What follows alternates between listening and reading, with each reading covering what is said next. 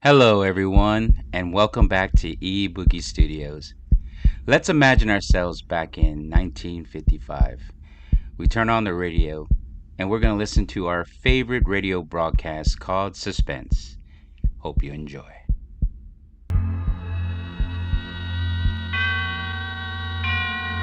And now, tonight's presentation of radio's outstanding theater of thrills, Suspense.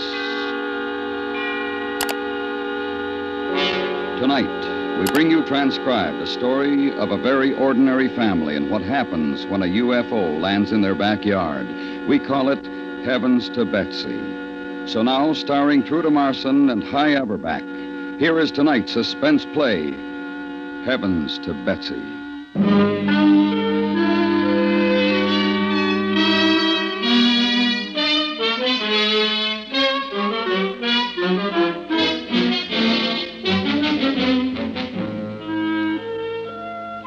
A lot of people might call what happened to the Doyles a fantasy, or an allegory, or mass hysteria, or just about anything. But it happened, no matter what you call it. And you couldn't convince the government, a half-dozen army men, and the Doyles that it didn't. In particular, you couldn't convince Betsy Doyle. The day it started wasn't much different to any other day. It was about 5 o'clock in the evening, and there was a thunder and rainstorm hanging around the suburb where the Doyles lived. Henry Doyle was still at the bank, about to leave for home. Betsy Doyle was in the kitchen cooking dinner, and 8-year-old Dickie Doyle was listening to the radio. So, Captain Spaceman, you are ready to tell us where you have hidden the galactic aster prism?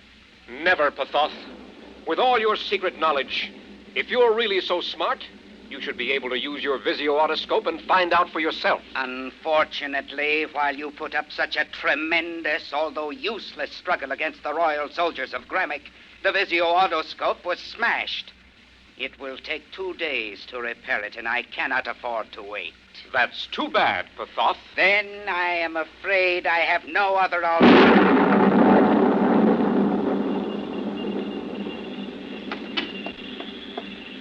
Darn it. Are you all right, dear? Oh, sure, Mom, but the darn Oh, it must have been radio. a thunderbolt. It was awfully close. I felt it. Shook the house. Frightened me to death. Oh, Mom, it's an electrical storm, that's all. Well, that's all it is to you, but I don't like it. Hope your father gets home early. I hate him being out in this. Oh, darn radio. Well, maybe a tube's gone out. I'll take No, a look. you won't. Don't you touch that thing. You turn it off right now. But Captain Space... I don't care.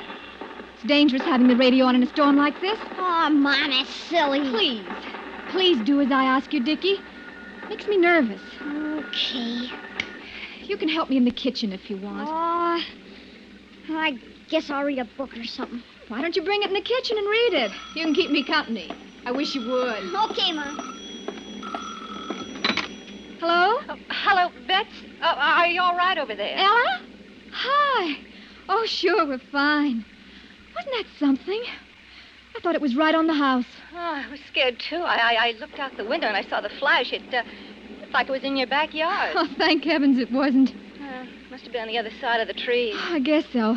Honey, I've got to get back to my dinner. I'll call you back. Oh, okay.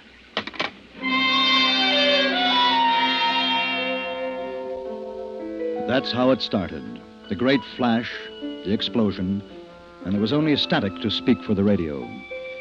Dickie took his latest space science comic book to the kitchen and became lost in willowy women of the future and their comrades in bravery, super ray gun-armed, invincible globe-headed, granite-jawed heroes. His mother prosaically made dumplings for the stew. It was 5 minutes to 6 when the phone rang again. Will you get it, dear? My hand. Sure, Mom.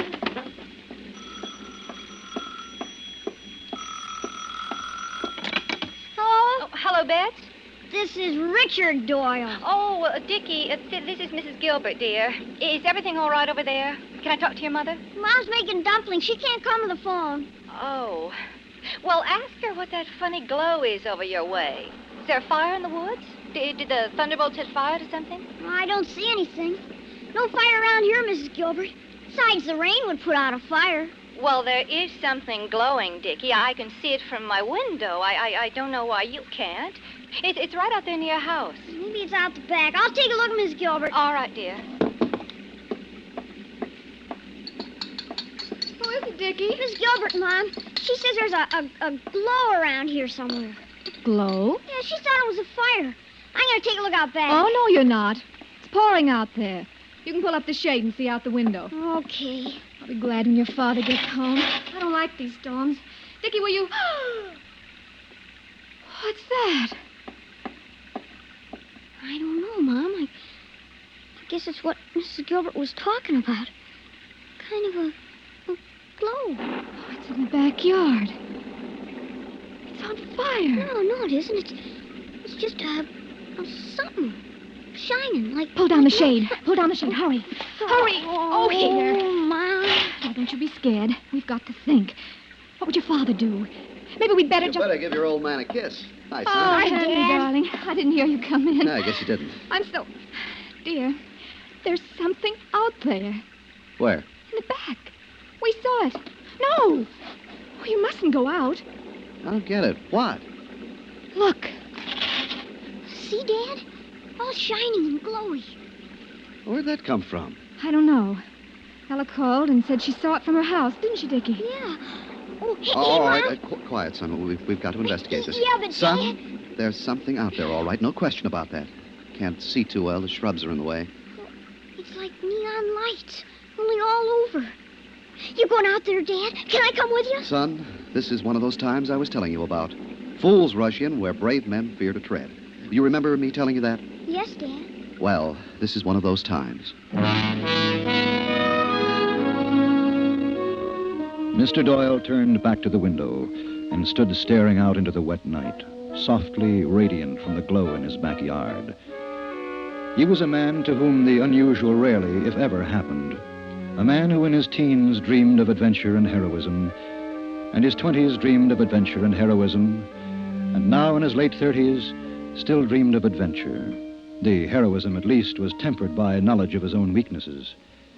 His life had been ordinary, and he could never completely forgive life for that. Now there was something out there in the night, and he knew that it was the beginning of a great moment. He thought, I don't know what it is, but it's different. I can feel it.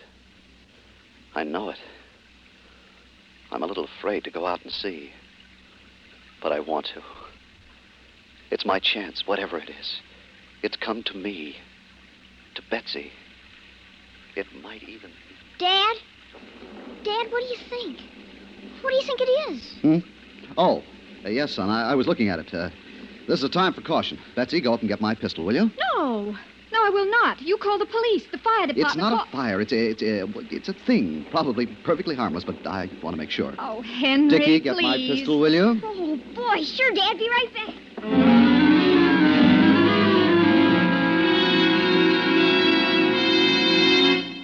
I don't want you to go out. Henry, if you love me, you'll... I love you, and I'm going to find out what it is. Here you are, Dad.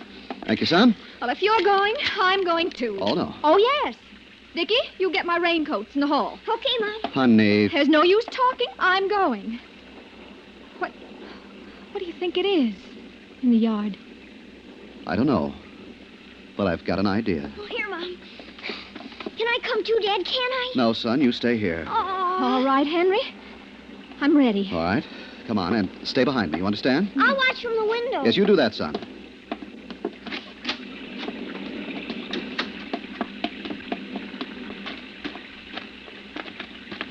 It's so bright. That light. Well, we'll get a good look at it when we get past the shrubs.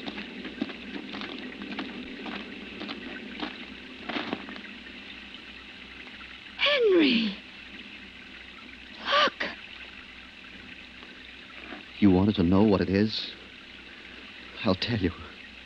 It's the greatest thing that's ever happened in the world. I knew it would happen someday. It's a UFO, that's what it is. A flying saucer.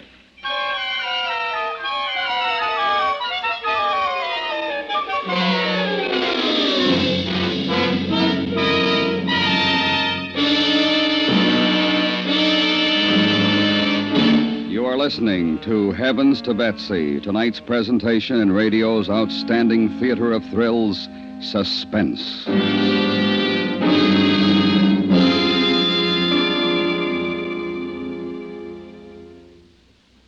Driving tonight? CBS Radio hopes you're not taking any chances. It takes only a split second to turn a gambler into a corpse on today's highways. Keep in line when your vision ahead's obscured. Keep well back of the car in front of you. When you ride up on his tailpipe, you're assuming all his risks, too. Don't pass until you've got a clear lane for it with no opposing traffic in it for a safe distance and then some. Play it smart and survive. And now, we bring back to our Hollywood soundstage Truda Marson and Hy Averback, starring in tonight's production, Heavens to Betsy, a tale well calculated to keep you in suspense.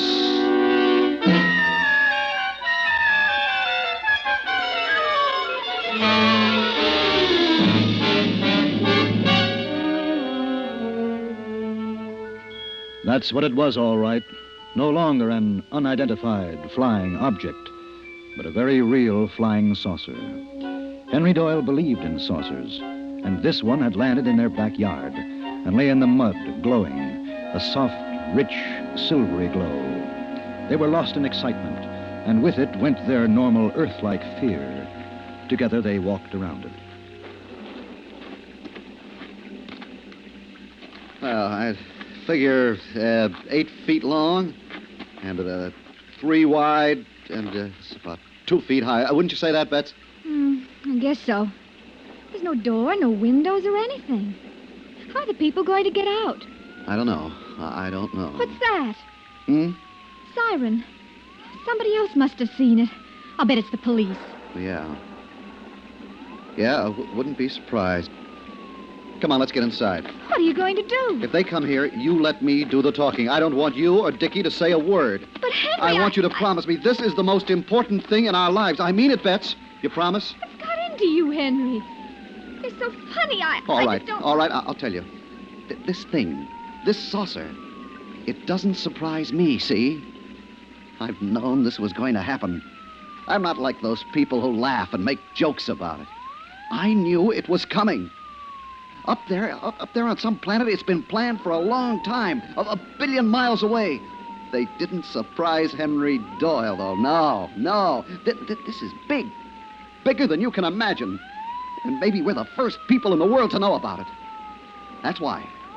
From here on, no matter what happens, I want you to let me do the talking. Do you understand? Yes, Henry.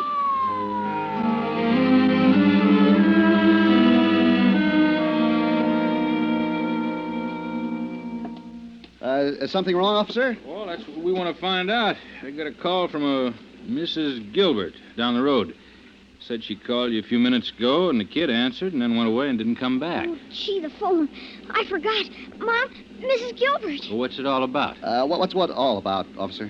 Well, Mrs. Gilbert says there's a light or a glow or something over here. Well, I don't know. You got a thing that glows here? I couldn't figure out what she was trying to say. Well, nothing wrong here, is there, Bets? No, nothing. It beats me. Well, Mrs. Gilbert is kind of nervous in storms. You know how it is. Dad, aren't you going to Son, you better get your hands washed for supper. Supper time, isn't it, dear? Heavens, yes, and everything will be ruined. Yes. Well, I'm sorry you had the trip for nothing, officer. Well, now, I'm glad everything's all right. Maybe we better take a look out back just to be on the safe side, huh? Well, why? I was just out there. It's fine. All the same, can't take chances, you know. Back door through here? Now, listen. This is my house. A man's house is his castle. If anything were wrong, I wouldn't be telling you everything's okay, would I? Oh, we'll just take a minute. Dinner's ready, dear. Well, you go ahead, folks. I'll take a... Holy. What's that? What? That. I don't see anything. What you got out there? Something on fire? Oh, that. Oh, nothing. Just a lighting arrangement. Kind of pretty, don't you think? Lighting? That's no lighting. Both of you stay here. No funny business. I'm going to take a look. The officer took a look, didn't believe what he saw, took another look, and the secret was out. He put in a call for the riot squad and waited. Henry thought for a while, then a slow anger grew in him. It was his flying saucer, Betsy's flying saucer, It belonged to the Doyles. More than that, he knew it was his one chance for fame, to offset the dull obscurity of his daily life. Henry Doyle objected, and because she loved her husband, Betsy objected. You've no right to do this, officer. You're trespassing on my property, and you haven't got a warrant. There's no good saying, My husband is right. That saucer is mine. It's on my land. My land is paid for. It belongs to me. Disturbing a peace. Disturbing you. It isn't disturbing us. It isn't disturbing anybody. It's just sitting. Well, there's enemies inside. Who said they were enemies? Well, it's a fake. You just said it was full of enemies. Now, look, lady. This thing's got me real upset. I don't know what I'm saying. I'm scared, if you want to know. But I'm a police officer, and I got a job to do, and I'm staying here until I'm told otherwise. The riot squad came, the sergeant, followed by the inspector, followed by the chief of police. Henry Doyle said, "This is my house, my property, my flying saucer. You have no warrant. Get out of my house. Get off my property." Betsy agreed with every word. Then the FBI came, followed by some extremely important gentlemen in uniform. Henry was not impressed. I don't care what you say. In the morning, I'm going to see a lawyer. No, I'm going to get the federal district attorney. A man's house is his castle. You're all trespassing. Now, listen, No, Mr. Doyle. you listen, General. Sure. I know you're real interested in my saucer. Of course, when a few other fellas like me were trying to convince you they existed, you laughed at us. Well, now I'm laughing. Ha ha. My wife's laughing, too. It's in our backyard. It stays there. But have you any idea what kind of beings are in it? Did you ever stop to consider that they may be hostile to the earth? Well, that's my tough luck, not yours. It's my bit of earth. You're not gonna touch that saucer. Right. A man's home is his castle. Right. Castle. The next morning, Henry Doyle proved it. He conferred with the U.S. District Attorney, who in turn conferred with Washington. And the upshot of all this was... The object now resting in the backyard of Mr. Henry Doyle is, until proved a menace to public welfare or hostile to these United States, his property, and shall remain inviolate.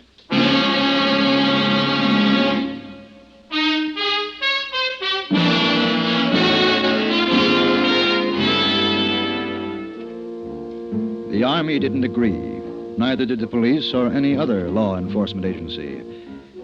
A battery of heavy guns, 8 tanks, a machine gun unit, 2 flamethrowers, as well as a picked company of commandos were brought to the scene. The road was blocked off, and the siege of the Doyles' residence began. 5 days later, the saucer lay, still glowing quietly, and Mr. and Mrs. Doyle stood by the incinerator watching it. Betsy surmised... If they're afraid of us, you'd think they'd try and get away. Well, maybe they're biding their time. Must all be as strange to them as it is to us. Fine welcome they must think they're getting. That is, if they've got some kind of instrument inside that can see what's out on the road. You know, I still can't understand how the people inside the saucer get out. It's funny. I've been over the thing a dozen times. There isn't even a seam I can see. Do you think maybe we ought to let those scientists take a look at it? They can't hurt us. No. Now, don't you start. This is ours. You let one of those fellas get a hand on it, and the next thing you'll know, we won't have our flying saucer anymore. No. Dad? No, what is it, son? There's about 40 men at the front door. Here from newspapers. They want to talk to you. Oh. All right. Tell them to wait. I'll be there in a minute. Okay, Dad. Oh, Henry. It is wonderful, isn't it? Nothing like this has ever happened to us. I never thought it would. You know, old Catacomb at the bank called me yesterday. Offered me the vice presidency. No. Yeah. I didn't tell you because that's nothing to what offers we'll get. Honey, this is our big moment. It's our big moment in history. History, Bets. I'm not going to let this get away from us. I've waited all my life for it. What are you going to tell the newspaper men? Whatever they want to know. Come on. We'll see them together.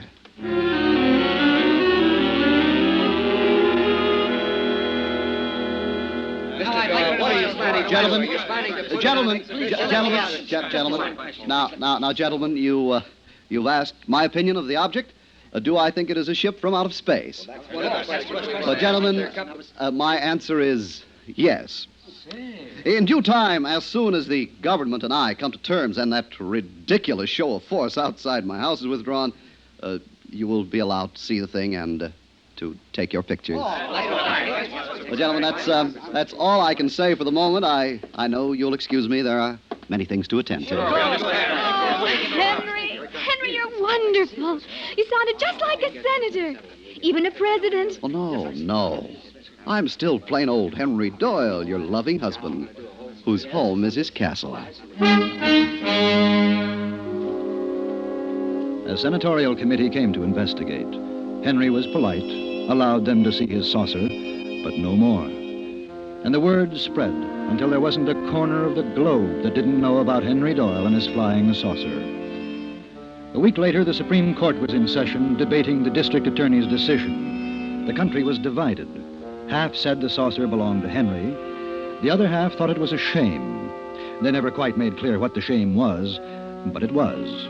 The Doyles never budged. But it was the small Doyle, Dickie, who one evening, 3 weeks after the thing had landed, noticed what was taking place in the backyard. Dad, Mom, the saucer. What about it? Something's happening to it. What? The light's going out. Oh, that's silly. It couldn't. It is.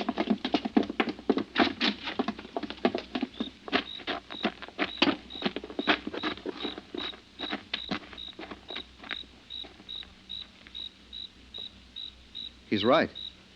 It's not as bright as it was. You can almost see it getting dimmer.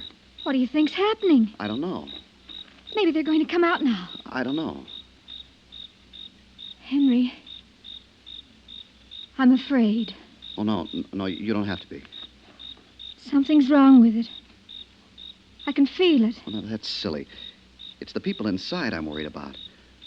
Maybe it's the power supply or their own special air. I'm Maybe afraid. It's getting dark awful quickly, Dad. We've got to do something. What? Maybe the scientists. Yeah, that's it. The scientists. You go and call them. They're at the Grand Hotel. All of them. Hurry, Betsy.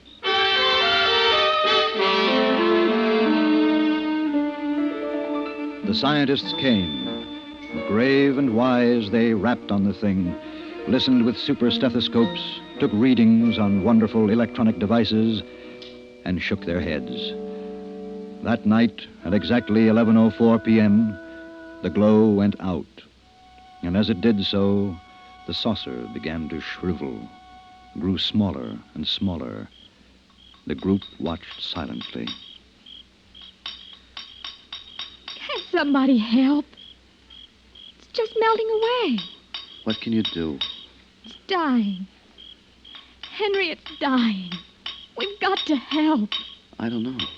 If we could get a sample of the substance, but we can't make a Oh, dent. I won't have you banging on it like that when it's dying. Stop it! Stop it! Honey, Bets. I mean it. Let it alone. It's no use anyway. It'll be gone soon. You can stop. It isn't any good. It was alive, Henry. It was alive. Honey, no. There were people in it. People from another planet. They couldn't live on Earth, that's all. No, you're wrong. I feel as if I've lost... Oh, I don't know, like losing Dickie. I tell you, it was alive. There wasn't anyone inside. That's it. That thing is all of it. You're tired, Mrs. Doyle. Why don't you go inside? Oh, you're Rest- fools. A woman knows. It was an animal or maybe like us, only made differently. It was alive. And now it's dying.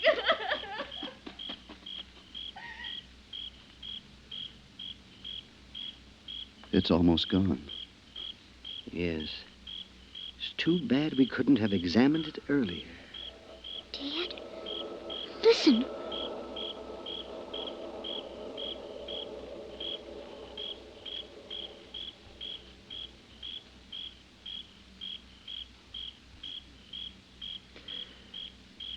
It's gone. Yes. Did you hear that sound? Yes. Almost like a voice sighing. I wonder.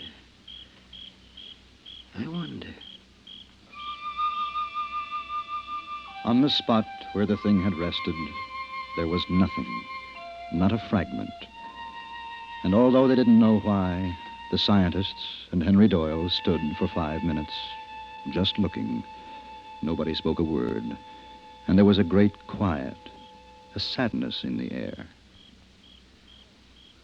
I feel sad. Strange. I do, too. Dad, why are you crying? Am I? That's funny. Mom was crying, too. What's happened?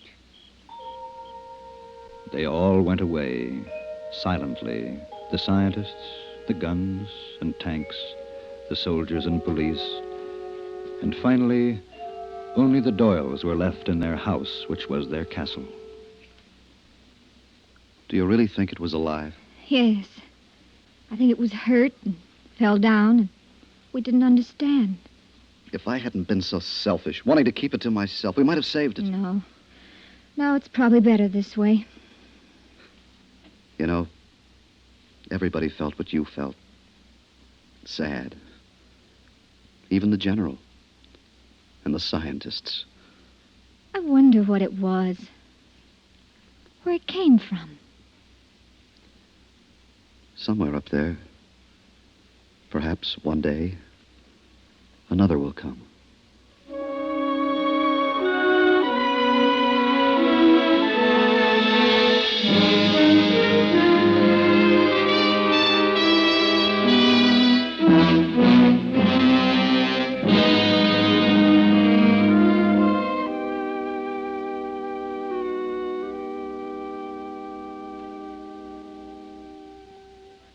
Suspense, in which Truda Marson and Hy Averback starred in tonight's presentation of Heavens to Betsy.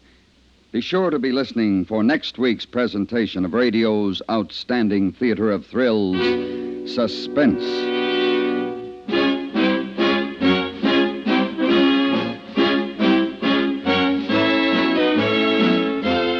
Suspense is produced and transcribed by Anthony Ellis, who wrote tonight's script.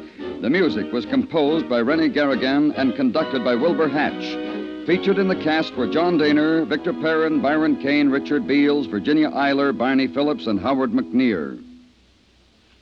Dr. Jim Brent, a young, skillful doctor, shows determination but little talent in caring for his family after the death of his wife.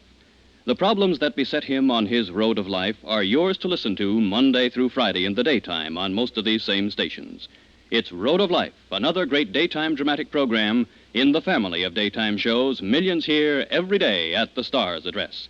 On CBS Radio tomorrow, The Road of Life continues.